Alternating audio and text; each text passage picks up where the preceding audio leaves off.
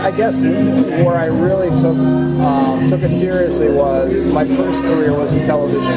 So I was a producer and director for national syndicated TV programs. And I always seemed to butt heads with management because I always felt like management could treat their employees, us, better. And if they treat us with a little more respect, we'd actually be a lot more productive, a lot more creative, and the enterprise would grow. Right. And I just kept banging my head against the wall. And finally, at one point, my wife said, you know, if you think you can do it better yourself, why don't you just do it? So that sort of put the bug in my ear. You know what? Yeah.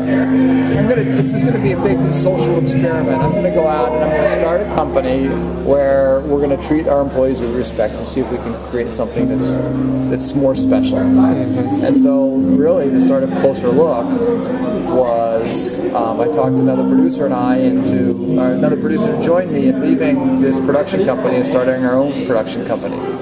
And we literally started in this bar. Okay, which seat?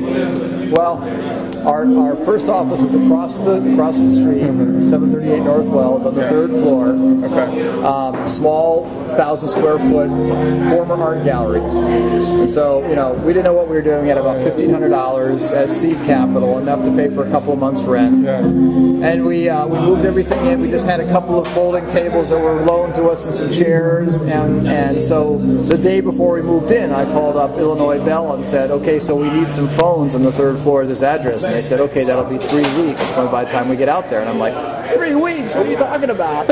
I basically have paid for a month rent. I need phones now. Otherwise, I'm going to be out of business. And they go, sorry, you're in the queue. You're in line. It'll be 3 weeks. I'm like, oh, crap. What are we going to do? So my partner, Dan, and I came over to the pub here to have a drink and go, okay, what are we going to do? And as we walked in the door, we noticed on either side of the door there were 2 payphones. It was like...